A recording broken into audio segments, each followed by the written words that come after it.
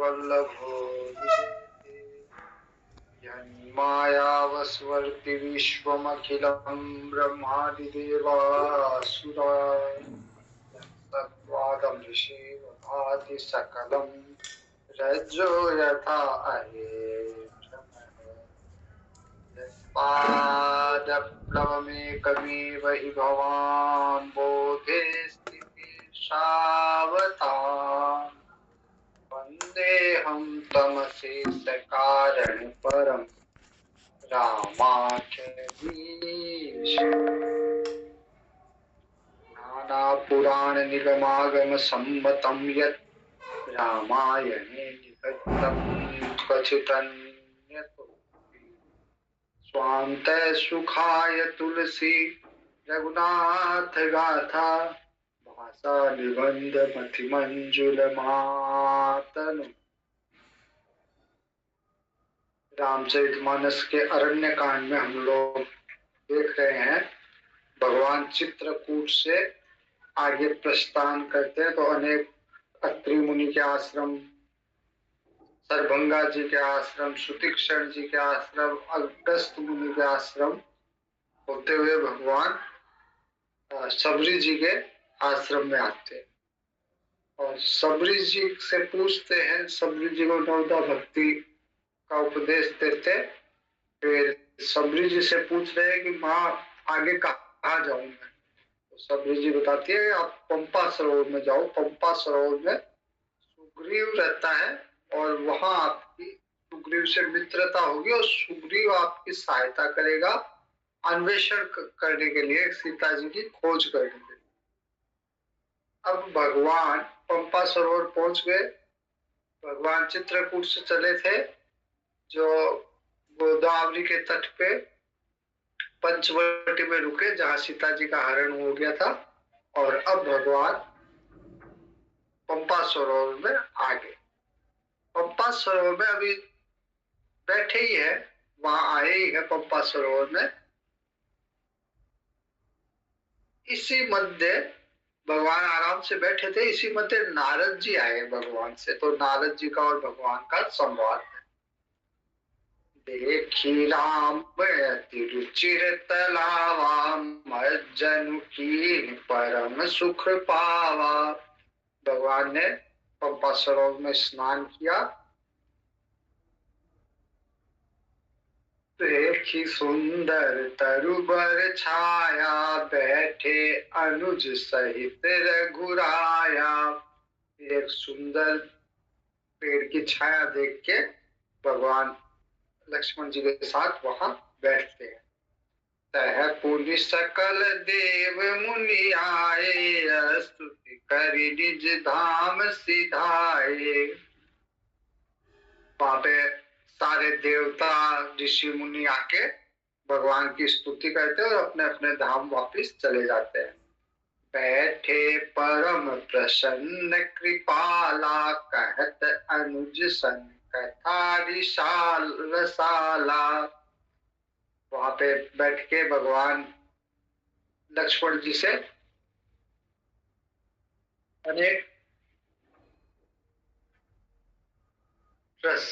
अनेक कथाएं कह रहे हैं लक्ष्मण जी से।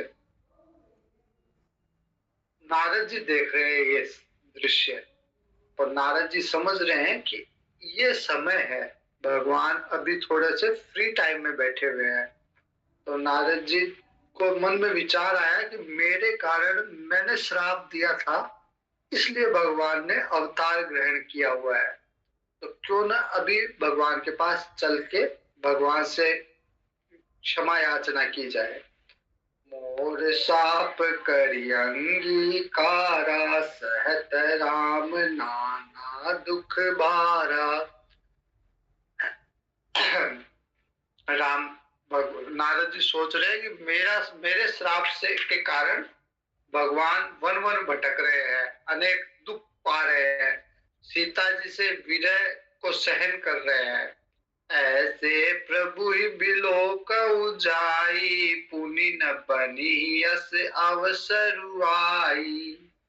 नारद जी सोच रहे कि ऐसे भगवान से जो मेरे श्राप के कारण वन वन भटक रहे हैं, जाना चाहिए। और ये अच्छा अवसर है, अभी भगवान आराम से बैठे हुए हैं, अभी कुछ कर नहीं रहे, शांति से बैठे हुए, तो अभी जाना चाहिए। यह विचारी नारद कर बीना, गए जहाँ प्रभु सुख आसीना। नारद जी ने अपनी वीणा ली हाथ में और वहां गए पंपा सरोवर के तट पे, जहाँ भगवान सुख से बैठे हुए थे तरु की छाया में। गावत रामचरित मृदुबानी, प्रेम सहित बहु भांति बखानी। करत दंडवत लिए उठाई, राखे बहुत बार उरलाई। नारद जी वीणा लेके और रामचरित्र गाते हुए वहां पे पहुंचे, और वहां पे जाके भगवान को दंडवत किया, और भगवान ने तुरंत नारद जी को उठा लिया और अपने हृदय से लगाया।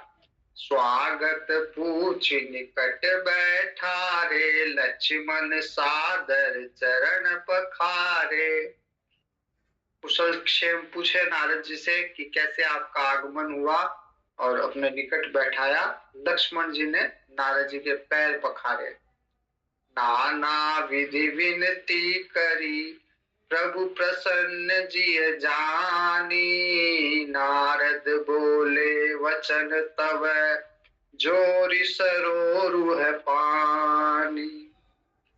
नारद जी ने देखा भगवान बड़े प्रसन्न है इस समय, तो दोनों हाथ जोड़ के नारद जी भगवान से कहते हैं, सुनहु सुनहु उदार सहज रघुनायक, सुंदर अगम सुगम परदायक।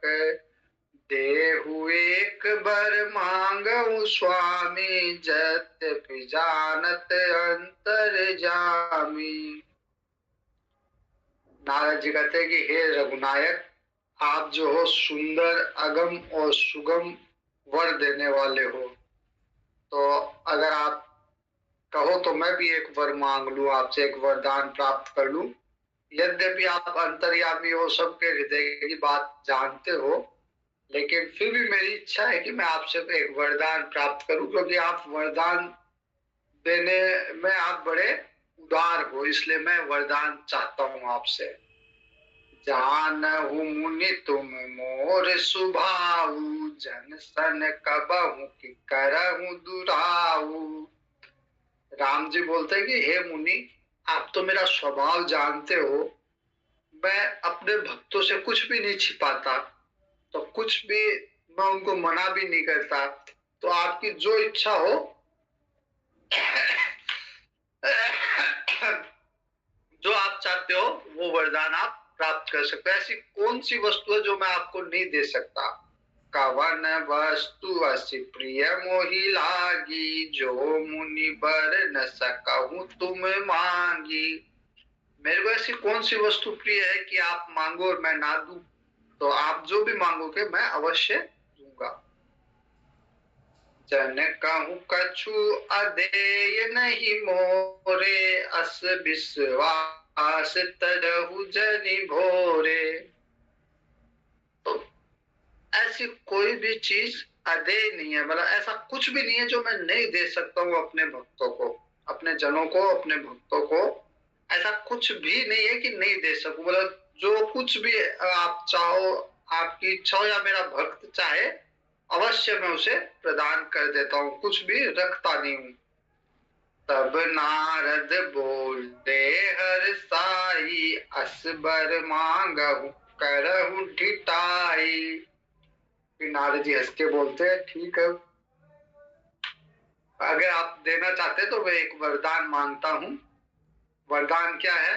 यद्यपि प्रभु के नाम अनेका, श्रुति कह अधिक एक ते एका।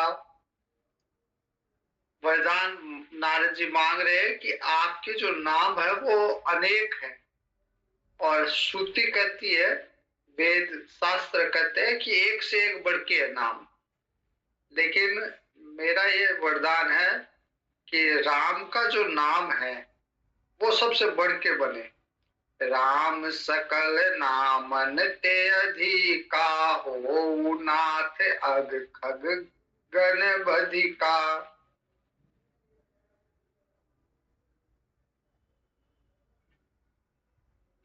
तो जो राम का नाम है वो पाप रूपी पक्षी को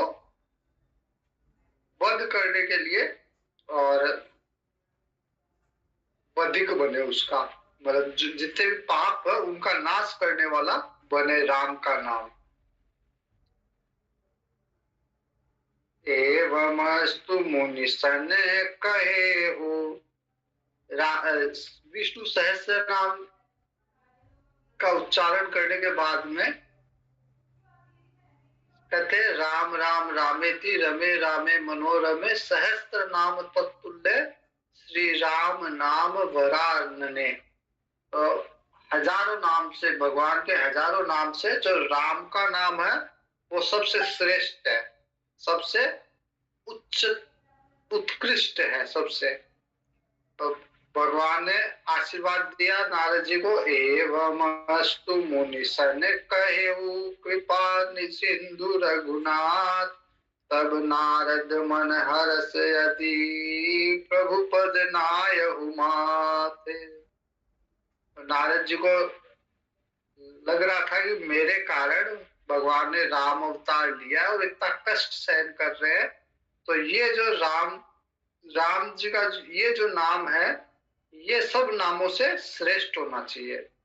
और भगवान ने एवं अस्तु कहा तो नारद जी ने हर्षित मन से नारद जी ने भगवान को प्रणाम किया। अब नारद जी असली बात बोल रहे हैं, जो जिस कार्य के लिए आए थे वो अब कर रहे हैं। अति प्रसन्न रघुनाथ ही जानी, पुनि नारद बोले मृदुबानी।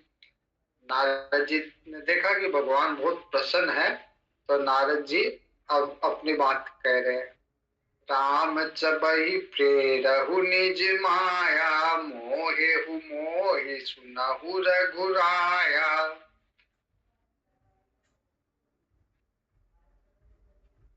नारद जी अब भगवान को याद दिला रहे हैं कि जब आपने अपनी माया को प्रेरित किया था और आपकी माया ने मेरे को मोहित किया था, तब मैं विवाह करना चाह रहा था। मैं चाह रहा था कि विश्व सुंदरी जो कन्या है उसके साथ मैं विवाह करूं, विश्व मोहिनी के साथ मैं विवाह करूं, शील निधि राजा की कन्या। तब विवाह में चाहूं की ना, प्रभु के ही कारण करे न दीना। तो आपने मेरे को विवाह क्यों नहीं करने दिया, ये नारद जी का प्रश्न है। मैं विवाह करना चाह रहा था, उस समय आपने मना क्यों, मतलब उसमें विघ्न क्यों उत्पन्न कर दिया, विवाह क्यों नहीं करने दिया। अगर आप मेरे को सुंदर चेहरा दे देते तो मेरा विवाह हो जाता, लेकिन आपने मेरे को कुरूप चेहरा दिया उस समय, ताकि मेरा विवाह ना हो। सुनो मुनि तोई कहूँ सहरोसा, भजहि जे मोहि तजि सकल भरोसा। नारद जी को भगवान कह रहे कि हे मुनि, मैं बड़े हर्ष के साथ बता रहा हूं इसका रहस्य कि मैंने विवाह क्यों नहीं करने दिया। जो लोग मेरे को पूर्ण रूप से भजन करते हैं, मेरा सारे भरोसे छोड़ के, और किसी पे उसका विश्वास भरोसा नहीं होता, केवल मेरे पे ही विश्वास, मेरे पे ही भरोसा, मेरा ही भजन करता है, उनकी मैं ऐसे रक्षा करता हूं जैसे छोटे बालक की माँ रक्षा करती है। करहु सदा तिनके रखवारी, जिमि बालक राखहि महतारी। गह शिशु बच्छ अनल अहि धाई, तह राखहि जननी अर गाई। अगर बालक जो है अग्नि के पास जाता है तो माता उसे तुरंत वहां से अलग कर देती है। तो वैसे ही अगर तुम विवाह कर रहे थे तो तुम अग्नि की तरफ जा रहे थे, तुमको पता नहीं कि वो तुमको जला देता। जैसे बालक को नहीं पता कि अग्नि उसको जला देगी, वैसे ही तुम विवाह करना चाह रहे थे, तो विवाह करने से तुम्हारा नाश हो रहा है ये तुमको ज्ञात नहीं था, इसलिए मैंने तुम्हारी रक्षा की, जैसे माँ रक्षा करती है बालक की। प्रौढ़ भये ते सुत पर माता, प्रीति करहि नहीं पाछिली बाता।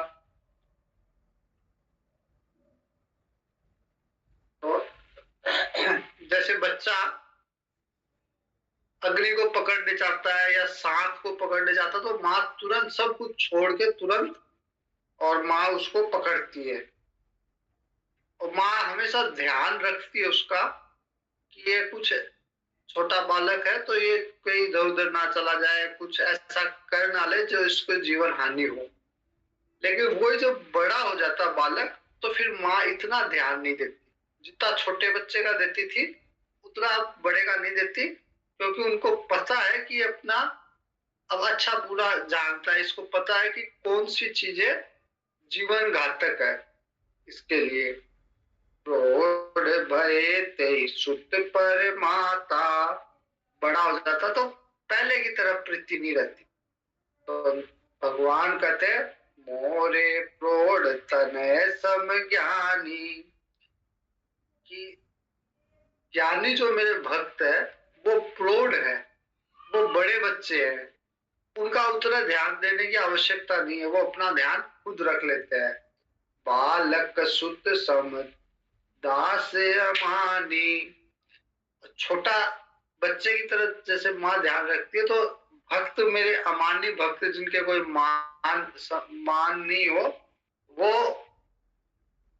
मेरा दास मेरा अमानी भक्त जो है वो बालक की तरह है, उसकी रक्षा मेरे को ही करनी पड़ती है, क्योंकि वो अपना अच्छा बुरा नहीं जानता। जननी जन ही मोर बल निज बल ताही, तू कह काम क्रोध रिपुआही। तो दोनों के दुश्मन एक है, ज्ञानी का भी और भक्त का भी। दोनों को काम क्रोध लोभ इनसे लड़ना है, लेकिन ज्ञानी तो अपने बल पे लड़ रहा है, उसका खुद का बल है, बल से अपने स्वयं के बल से लड़ रहा है, और भक्त मेरे बल से लड़ रहा है। और जब या काम क्रोध लोभ से अगर भक्त लड़ रहा है तो मेरे बल पे लड़ रहा है, मैं हूं उसके पीछे बल। यह विचारी पंडित मोहि भजही, पायहु ज्ञान भगति नहीं तजही। इसीलिए पंडित लोग भी, जिनको ज्ञान प्राप्त हो भी जाता है, वो भक्ति भी छोड़ते, भक्ति को रखते हैं, क्योंकि उनको पता है कि भक्ति है तो मेरा बल है, अन्यथा केवल ज्ञान है तो स्वयं के बल से लड़ना पड़ेगा, जो संभव नहीं है। स्वयं के बल से इतने बड़े शत्रुओं को हराना संभव नहीं है, काम क्रोध लोभ मद, भगवान के बल से ये निकट ही नहीं आते। काम क्रोध लोभ आदि मद, प्रबल मोह के धारी, तिन महु अति दारुण दुखद, माया रूपी नारी। भगवान कहते काम क्रोध लोभ मद मोह ये प्रबल सेना है, और इनमें सबसे अत्यंत दुख देने वाली जो है वो माया रूपी नारी है। नारी जो है अत्यंत दुख देती है, इसलिए मैंने विवाह नहीं होने दिया। सुनु मुनि कह पुराण श्रुति संता, मोह विपिन कह नारी बसंता। तो नारद जी को कहते हैं भगवान की पुराण संत मुनि यही कहते हैं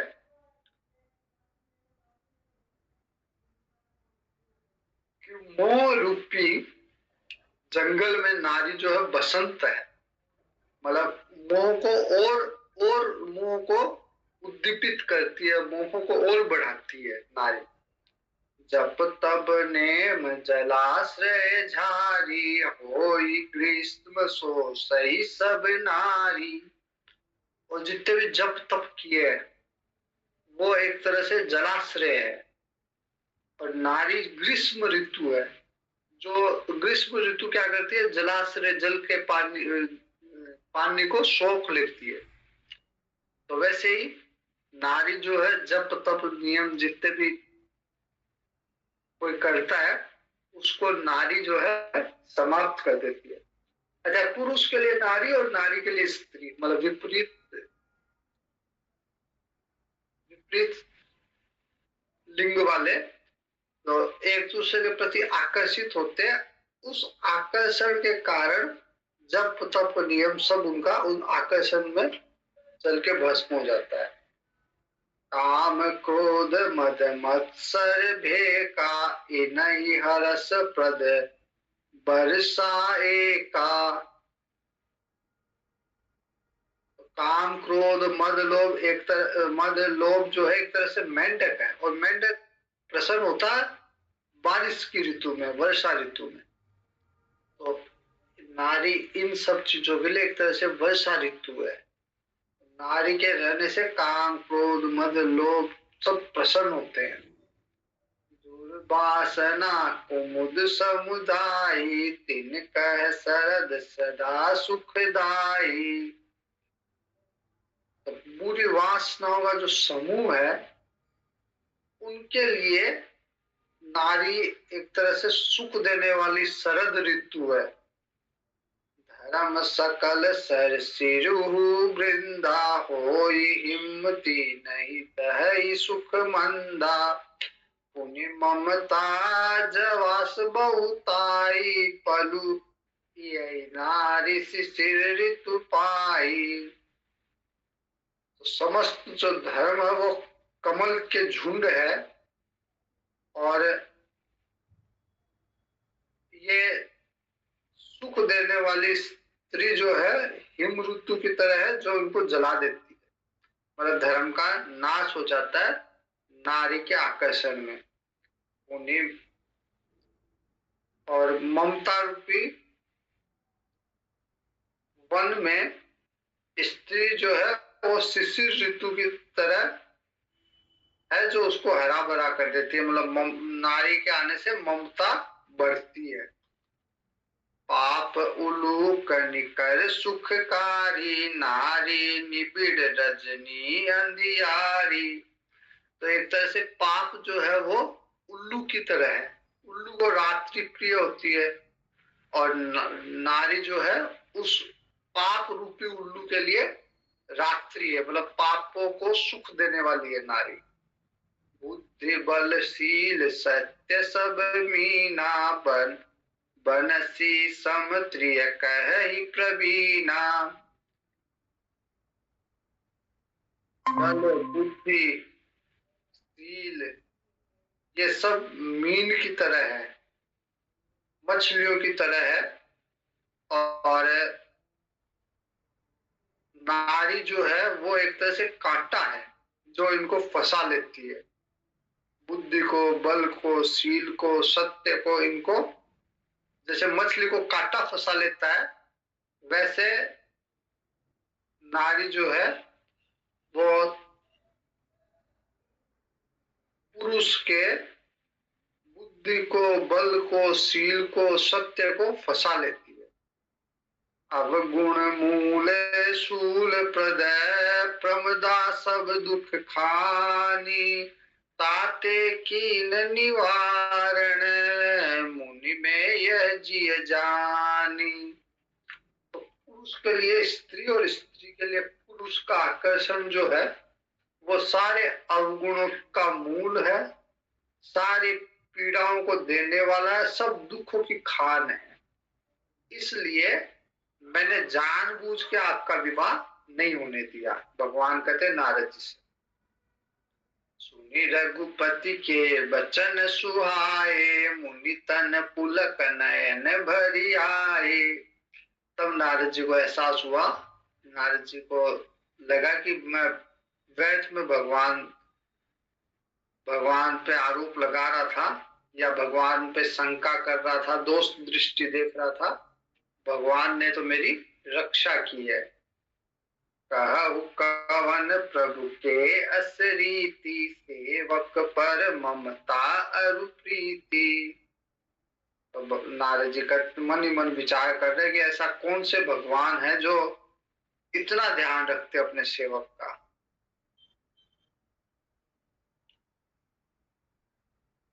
इतना प्रेम करते, इतना ध्यान रखते हैं।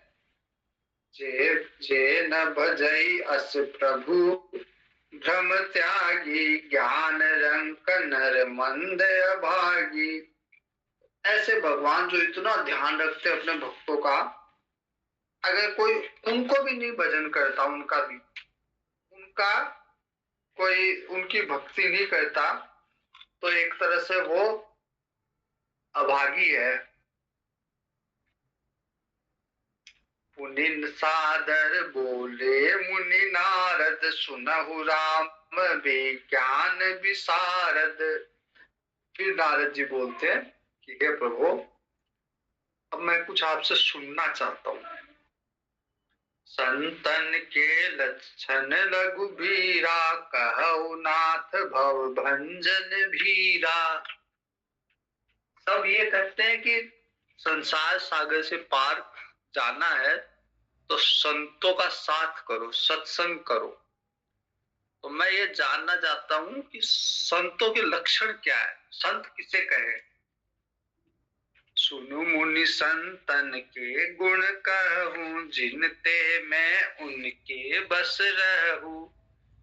भगवान कहते हैं हे मुनि नारद, मैं संतों के कुछ लक्षण बताता हूं जिसके कारण मैं उनके वश में हूं। मैं भगवान होके भी संतों के वश में हूं। ऐसे कौन से गुण है संतों में जिसके कारण मैं उनके वश में हो जाता हूं। सट विकार जित अनघ अकामा, अचल अकिंचन सुचि सुख धामा। अमित बोध अनियमित भोगी, सत्य सार कवि को विद जोगी। संत जो है उनमें सट विकार नहीं होते। सट विकार कौन कौन से हैं? काम, क्रोध, लोभ, मोह और मद मत्सर। तो ये 6 तरह के जो दोष है उनको जीत लिया संत ने। संतों में काम, क्रोध, मोह, लोभ, मद और मत्सर ये नहीं पाए जाते। पाप रहित है, कोई पाप नहीं करते। कामना रहित है, उनके कोई इच्छा नहीं होती, कोई कामना नहीं होती। स्थिर बुद्धि है, निश्चल है, चंचल बुद्धि के नहीं है। सर्व त्यागी अकिंचन है, किसी चीज की कामना नहीं है तो किसी चीज का संग्रह करेंगे ही नहीं। बाहर भीतर से पवित्र है। सुख के धाम, हमेशा आनंद में रहते हैं संत।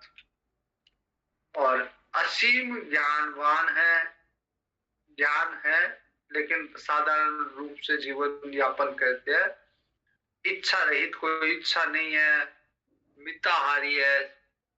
कुछ उपलब्ध भी है तो उसको जितना आवश्यक है उतना ही उपयोग में लेंगे। सत्यनिष्ठ है, विद्वान, योगी, ऐसे संत होते हैं। सावधान मानद मदहीना, धीर धर्म गति परम प्रवीणा। सावधान रहते हैं हमेशा। संत लोग हमेशा सावधान रहते हैं कि कोई चीज उन्हें परेशान तो नहीं करेगी। कोई लोभ, कोई काम, कोई मद, कोई क्रोध, तो इन सब चीजों से बड़े सावधान रहते हैं। मानद मदहीना, कोई घमंड नहीं, कोई अभिमान नहीं। धैर्यवान, धर्म के ज्ञान को जानने वाले, धर्म गति परम प्रवीणा, धर्म को और गति को जानने वाले और आचरण में एकदम निपुण, ऐसे होते हैं संत।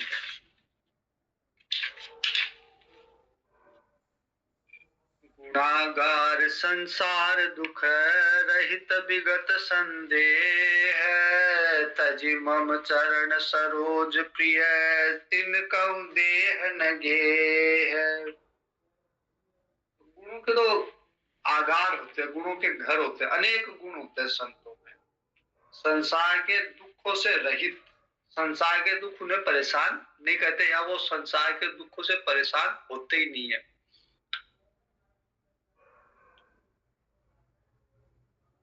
किसी तरह का विचलन नहीं होता, किसी तरह का उनमें संदेह नहीं होता, विचलन नहीं होता, स्थिरता होती है। और भगवान के चरणों को छोड़ के उनको कुछ अपना अपना शरीर भी, अपना घर भी उनको इतना अच्छा नहीं लगता। भगवान के चरणों को छोड़ के उनको प्रिय जो है अपना न शरीर है न अपना घर है, केवल भगवान के चरण प्रिय है। निज गुण श्रवण सुनत सकुचाही, पर गुण सुनत अधिक हर साही। कोई उनकी प्रशंसा करे तो उनको संकोच होता है, और दूसरे की प्रशंसा करे तो उनको बड़े प्रसन्न होते हैं। वो सम शीतल नहीं त्याग ही नीति, सरल स्वभाव सबई सन प्रीति। सरल स्वभाव के होते हैं, सबसे प्रेम करते हैं, और सब में समानता का व्यवहार, शीतलता का व्यवहार, समानता का व्यवहार, और कभी न्याय को नहीं छोड़ते, हमेशा न्याय की बात करते कि नुकसान भी हो अपना तो भी न्याय की ही बात कहेंगे। जप तप व्रत दम संयम नेमा, गुरु गोविंद विप्र पद प्रेमा। जप तप व्रत नियम संयम ये सब करते रहते हैं, हमेशा कोई ना कोई जप तप नियम संयम में लगे हुए रहते हैं। गुरु भगवान और विप्र देवताओं के चरणों में प्रीति रखते हैं संतगण। श्रद्धा क्षमा मैत्री दाया, मुदिता मम पद प्रीति माया। उनकी उनमें श्रद्धा होती है, क्षमा होती है, मैत्री होती है, दया होती है, प्रसन्नता होती है, और मेरे चरणों में निष्कपट प्रेम होता है। विरति विवेक विनय विज्ञाना, बोध जथारथ वेद पुराना। विवेक वैराग्य जागृत रहता है, विनय रहता है, और भगवान के तत्वों को समझते हैं, तत्वों का ज्ञान होता है उनको। केवल ज्ञान ही नहीं होता, अनुभव भी होता है। वेद पुराणों के यथार्थ ज्ञान को जानते हैं, केवल पढ़ते ही नहीं, उनके गूढ़ रहस्यों को समझते हैं। दंभ मान मद करई न काहू, भूल न देहि कुमारग पाऊ। दंभ अभिमान मद कभी नहीं करते, कोई अभिमान नहीं, कोई मद नहीं, कोई दंभ नहीं, और गलत रास्ते पे, कुमार्ग पे तो गलती से भी नहीं चलते संत।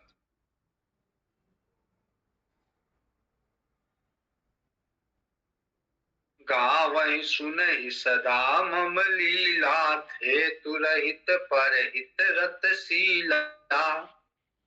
हमेशा मेरे ही गुणगान करते थे, मेरी कथा लीला करते रहते, और बिना कारण के दूसरों के हितों में रत रहते हैं, दूसरों के हितों को करने वाले होते हैं। उन्हीं मुनि सुनु स्वाधुन के गुण जेते, कही न सकई सारद श्रुति तेते। भगवान कहते हैं नारद जी से कि हे मुनि, संतों में इतने गुण होते हैं कि वेद भी नहीं बता सकते। कही न सकई सारद श्रुति तेते, न तो सरस्वती जी बता सकती है, न वेद पुराण बता सकते, इतने गुण है संतों में। कही सकन सारद शेष नारद, सुनत पद पंकज गहे। अहि अस दीन बंधु कृपाल, अपने भगत गुण निज मुख कहे। तो संतों के जो गुण सरस्वती जी भी वेद भी नहीं कह सकते, भगवान ने अपने मुख से उन संतों के गुण कहे और नारद जी भगवान के चरणों में प्रणाम करते हैं। सिरुनाई बारही बार चरण ब्रह्मपुर नारद गए। भगवान को बार बार प्रणाम करके नारद जी ब्रह्मलोक में चले जाते हैं। ते धन्य तुलसी दास आस बिहाई जे हरि रंग रहे। तुलसीदास जी कहते हैं कि वो लोग धन्य है जो संसार में सारी आशाओं को छोड़ के भगवान के रंग में रंग गए। राम रावनारि जस पावन गावै सुनई जे लोग।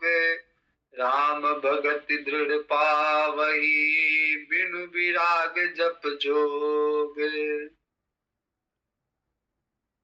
जो रावण के जो शत्रु है भगवान श्री राम, उनके यश को जो भी सुनेगा गाएगा वो वैराग्य जप योग के बिना भी भगवान की दृढ़ भक्ति को प्राप्त कर लेगा।